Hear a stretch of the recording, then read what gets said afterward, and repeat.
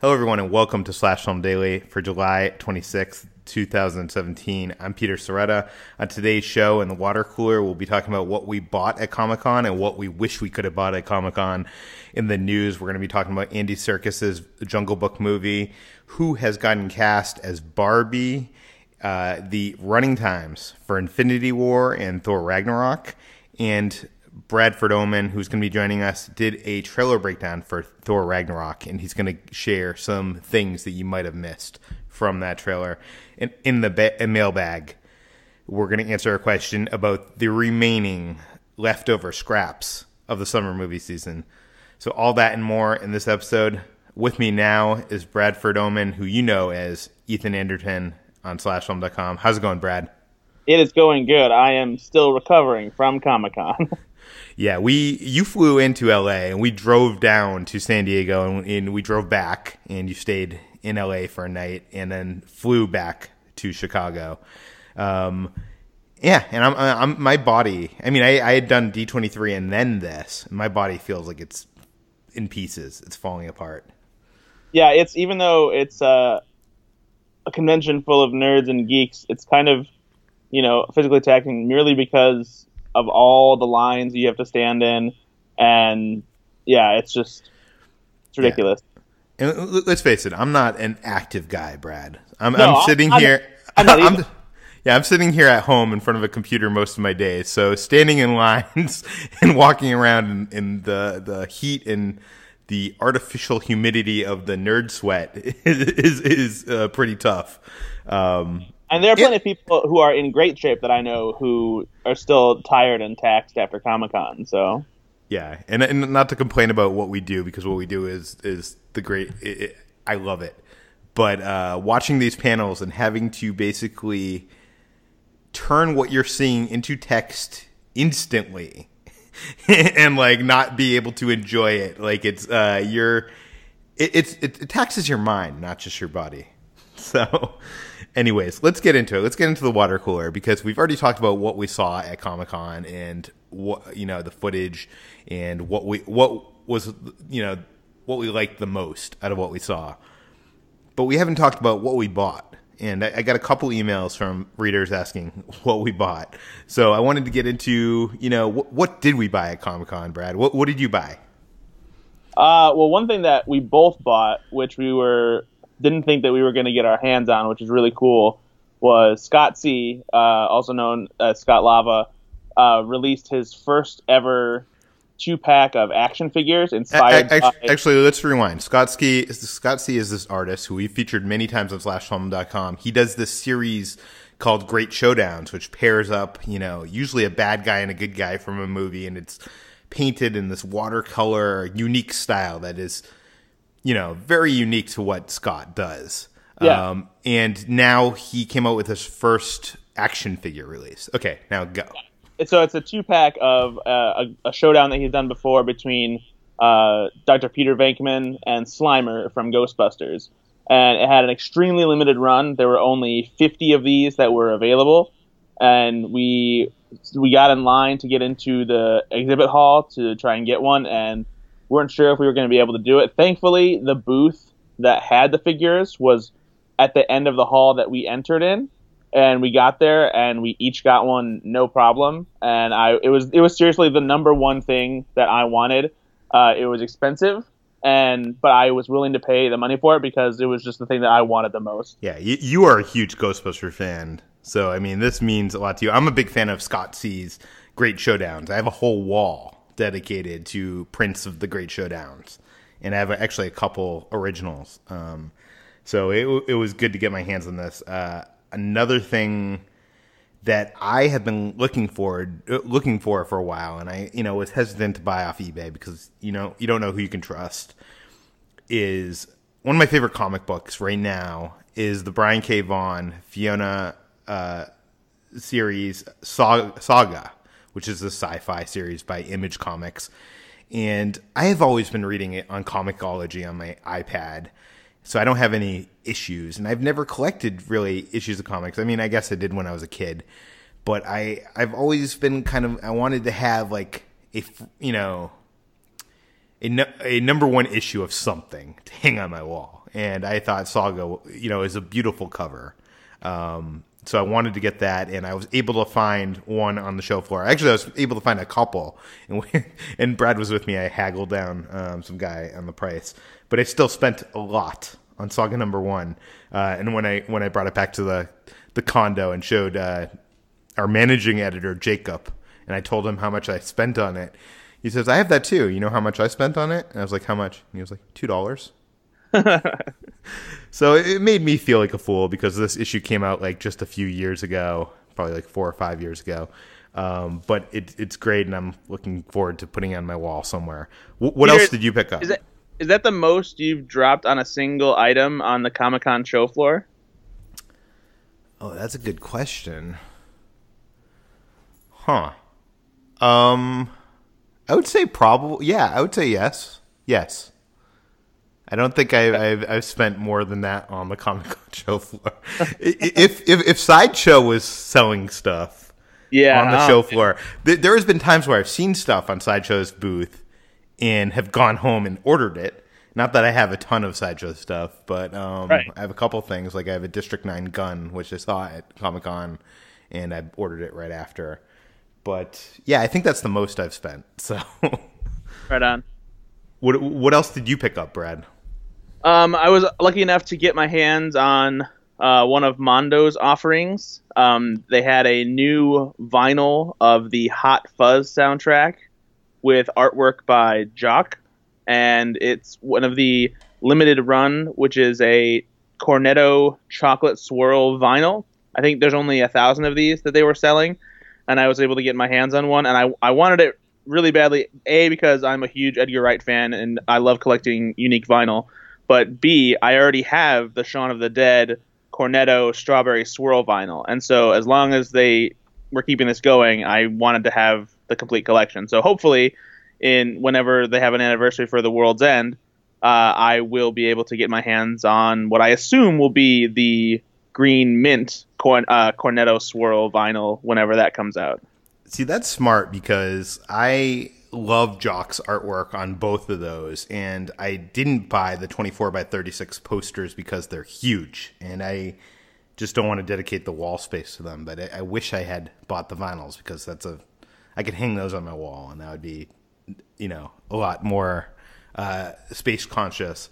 And by the way, I did run into Jock on the show floor, actually twice, once with you, and another time, and I asked him, "So are you going to do the World's End?"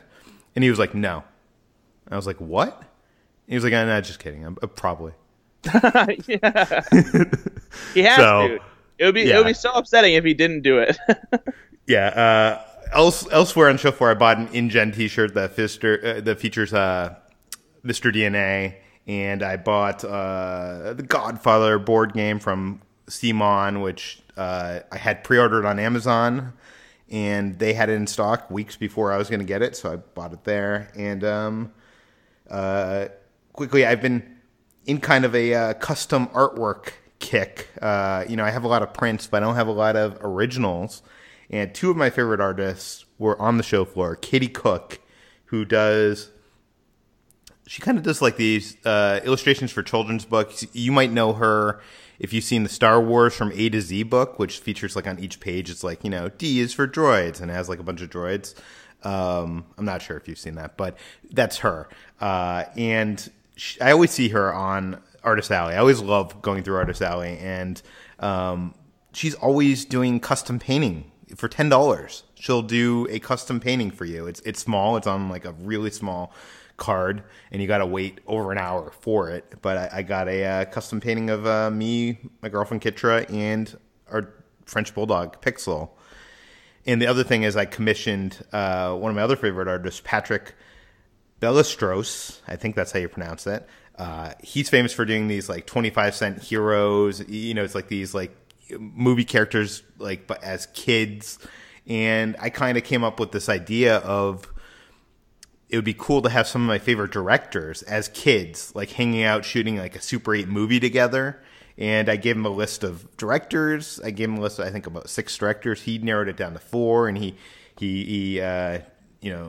drew it and did some like coloring work on it over Comic-Con. He did during Comic-Con. I'm not sure how he found the time because he had a line out the door. But you can see that on my Instagram. You can see that on @/home on Twitter. And I love it. And it now I'm thinking about going back to him next year and doing more directors, continuing the series of original artwork from him to me.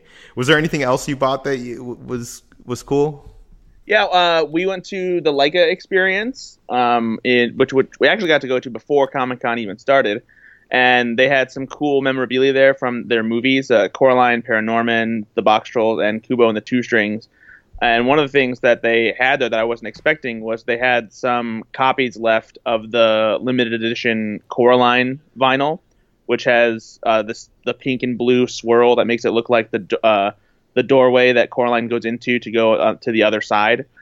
So I picked that up.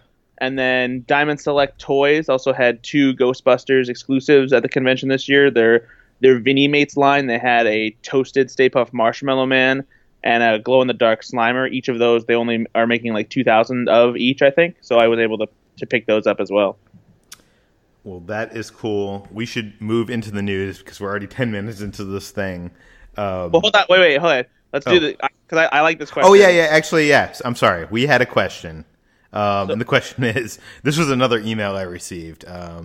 Person didn't want to name mention. And that was, what do you wish you could have bought at Comic-Con? If you had all the money in the world, what one thing? But I don't think we can narrow it down to one thing. But what would you have bought at Comic-Con? There's 2 things that I want. One is the Sideshow Collectibles DeLorean Time Machine.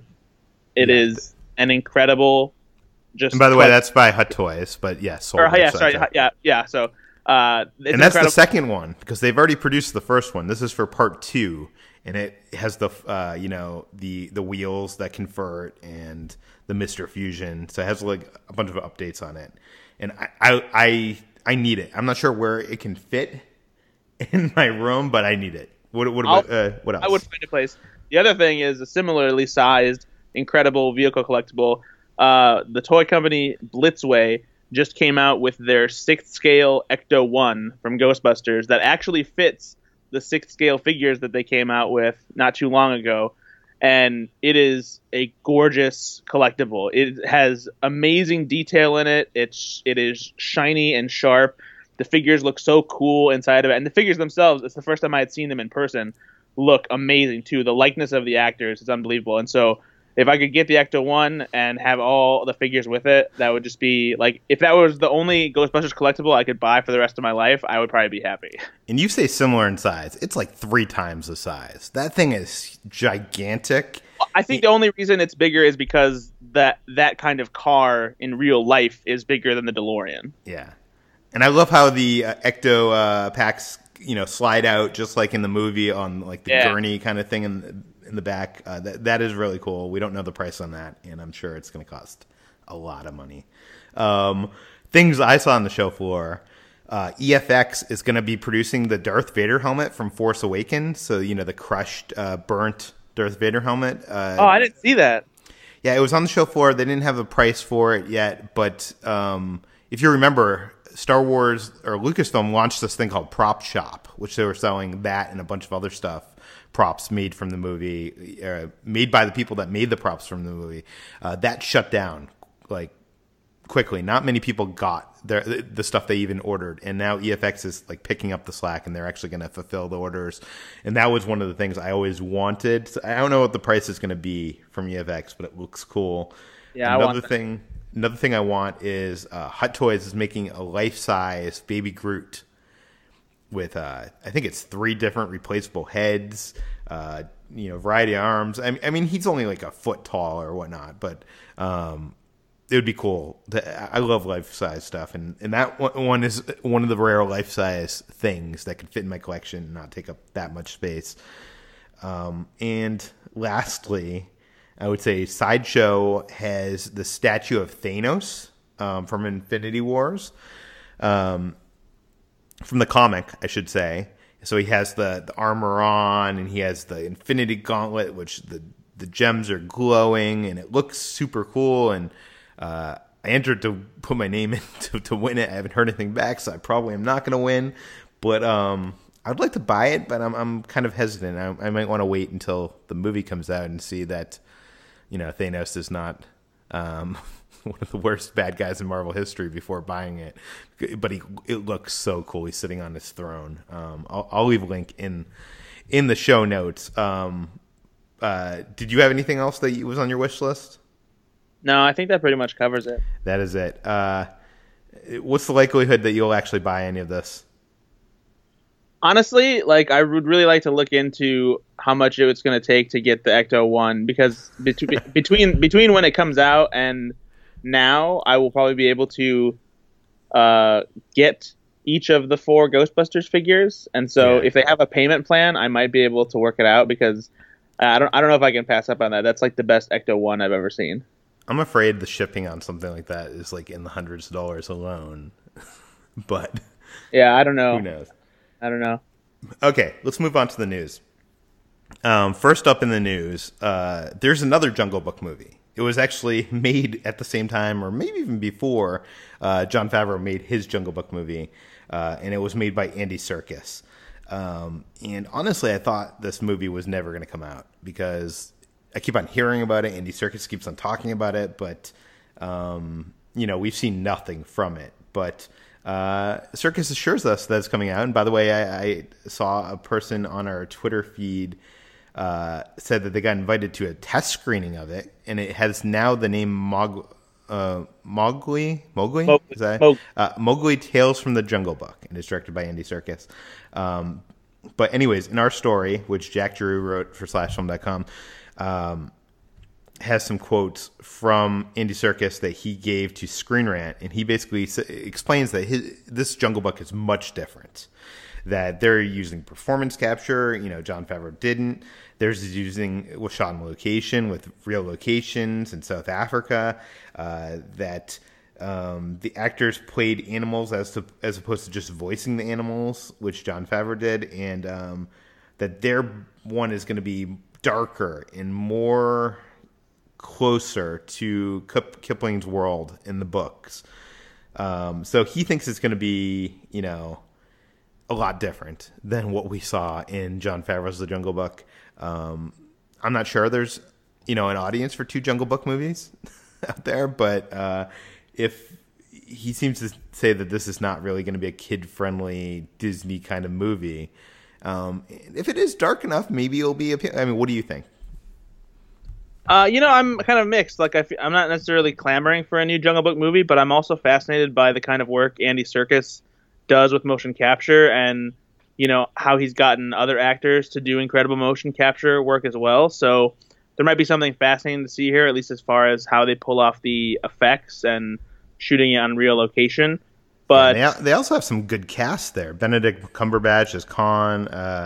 They have Christian Bale, Kate Blanchett as Ka, Naomi Harris, Tom Hollander. So there's some great talent, and Alfonso Cuarón, one of my favorite directors, helped out a little bit with the filming. So I'm excited to see what it is. But we should move on to let's get back to the superhero news, because Comic-Con just ended and there's a lot coming out of it. Collider talked with Taika Waititi and Kevin Feige, and he's Steve, my friend Steve's always asking about running times. He just cares about his time so much. He wants to know how long a movie is. What did he say? Well, for Avengers Infinity War, there's no exact running time yet, but apparently the current cut is over 2.5 hours, which would make it the longest movie in the Marvel Cinematic Universe lineup. Up until now, the longest movie is Captain America Civil War, which clocks in at 2 hours and 27 minutes. Yeah, just under 2 hours and a half. And I think Joe Russo said that it's going to be at least 2 hours and a half, if not more. Yeah, he says 2.5 plus range. So it could be longer, which honestly, I'm fine with, because we're talking about a movie that's going to have a huge array of characters in it, characters who have all gotten their own movies before now. And if they're all going to share the screen and they're all going to partake in this battle against Thanos, it has to be a long movie to do the story justice. So it's not surprising, and if anything, I think it's good news because I think fans want to make sure that they don't feel shortchanged when it comes to seeing this huge story play out in theaters. For sure. But there's also Thor Ragnarok, which it turns out might be the shortest movie in Marvel history. Yeah, Thor Ragnarok has a current running time of around 100 minutes. At least that's the cut right now, and Taika Waititi was only making an estimate. But that would make it the shortest movie because before now, it's been The Incredible Hulk around 112 minutes, which is just under 2 hours. I don't think that's necessarily a bad thing, too, because on the other end of the spectrum, you don't want a story to overstay its welcome. And if Taika Waititi thinks that he's got what he needs in that shorter running time, then there's no need to extend it just so that it fits the usual running time of, sitting a little bit over 2 hours. And when you're dealing with a director like Taika, whose previous movies have been right around an hour and a half, if just a little bit more sometimes, it's not surprising that he knows how to make a swift movie and just get the story out there and not waste any time. Yeah, and it looks like from what we've seen of it, Thor Ragnarok is almost a comedy. It's almost like a sci-fi comedy, and it definitely has his sensibilities, and I feel like it's going more for fun than dramatic this time around, I think. And I think for a fun movie, you kind of want it to be around the 90-minute, 100-minute area.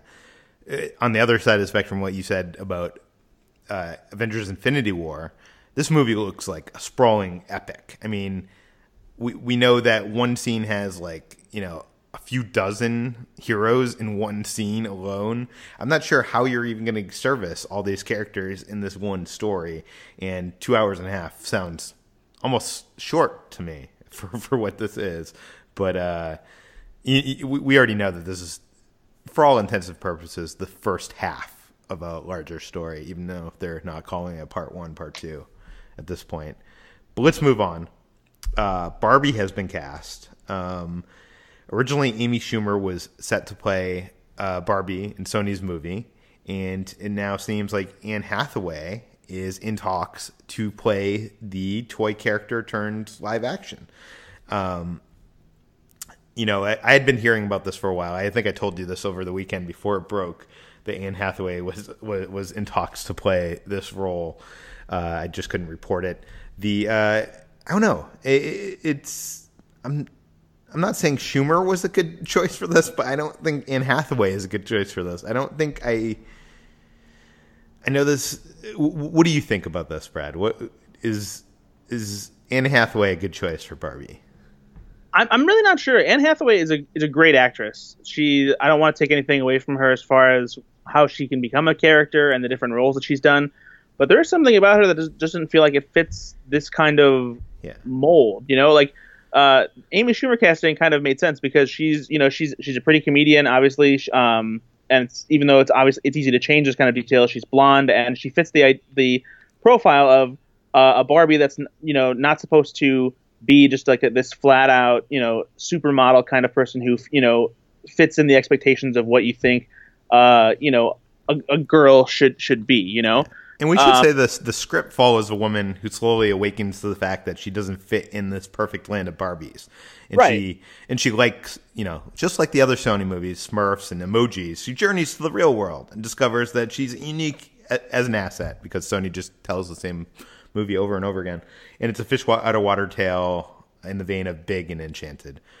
I know we previously did a piece on Slash Film of our top 11 choices, and I think if you go to that piece, there was a lot of good names in there that would have been better choices. Jillian Jacobs, even Kate McKinnon, or I forget who you were championing on that list. Aubrey Plaza, I think would have been perfect. My favorite decision was either Mindy Kaling or Jillian Bell. Oh, yeah, she would be good. Jenny Slate would have been good. Anyways, you can check out that full list on slashfilm.com. But we should move on because I'm not even sure if people care about a Barbie movie. I'm not sure if the Barbie movie is even for us, but it seems like it was originally written by Diablo Cody. So it seems like they're going for a more adult, edgy audience than just little kids. Moving on, speaking of features on slashfilm.com, you wrote a trailer breakdown for Thor Ragnarok, which was a trailer that premiered at Comic-Con this weekend. And you finally got home, got to look at it, got to, sift through each frame by frame.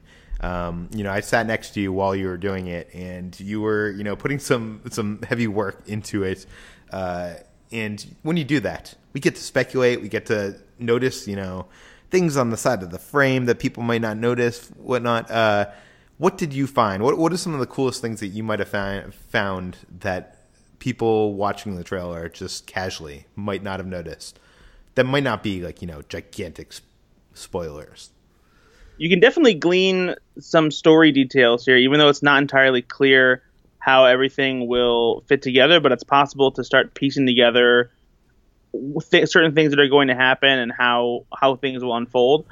One of the things that is cool is that you kind of get a brief history of Valkyrie and what she used to be before she became this bounty hunter on Sakaar.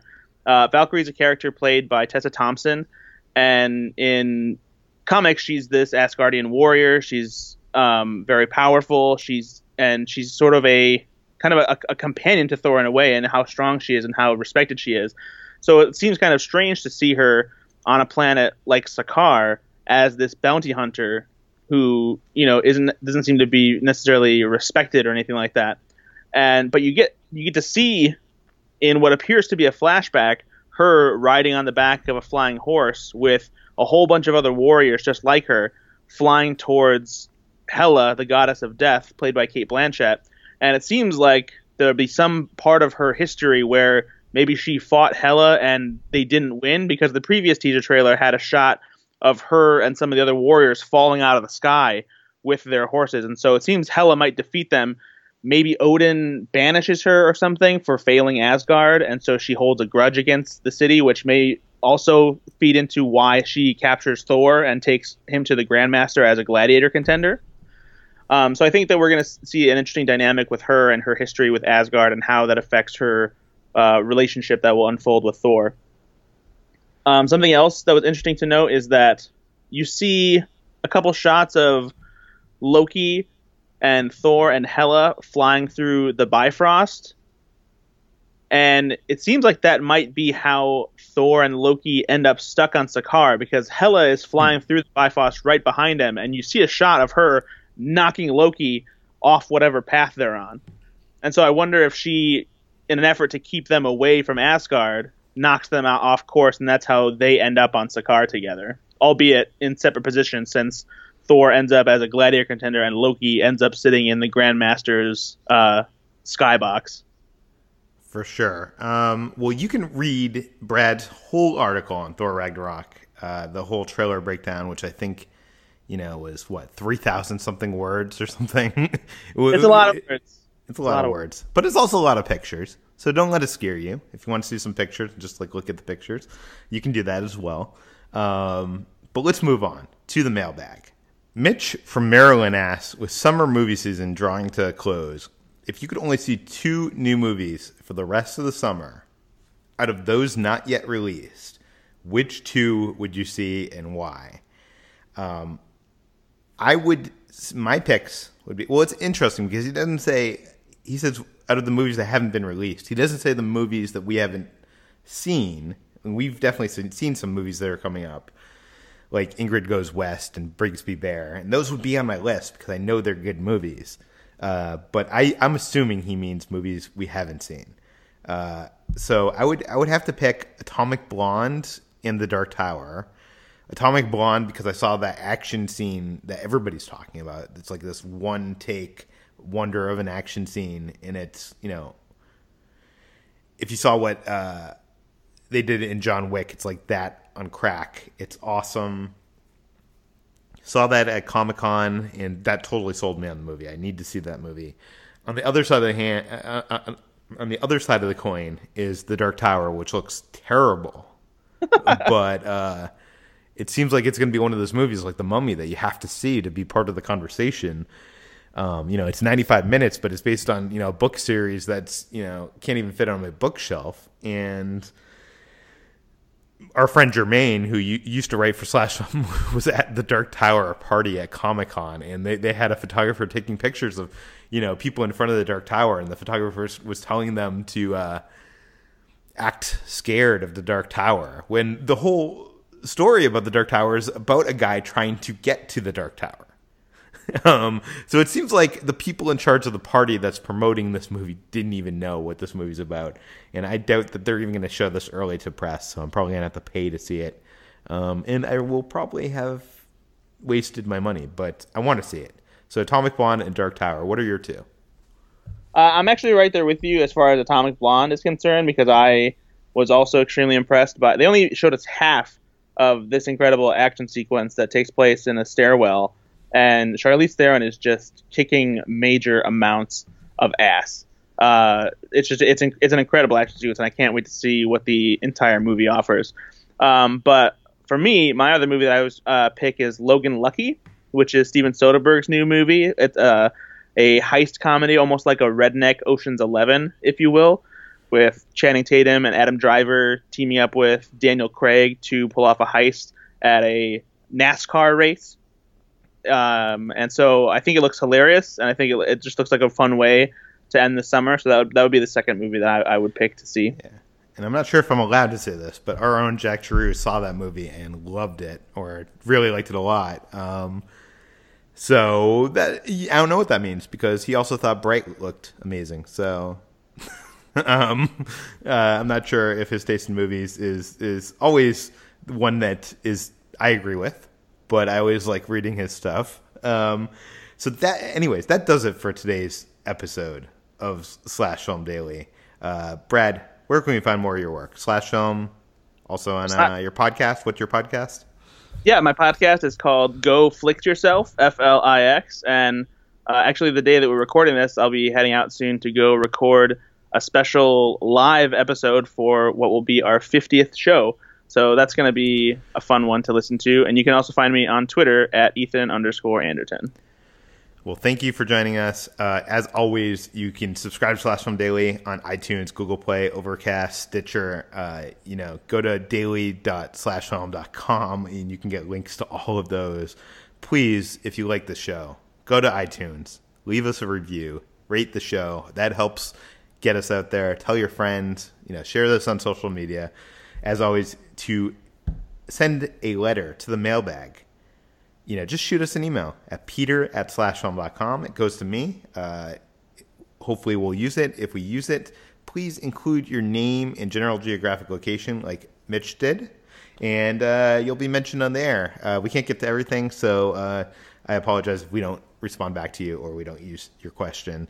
But anyways, thanks for listening, and we will be back tomorrow with more Slash Film Daily.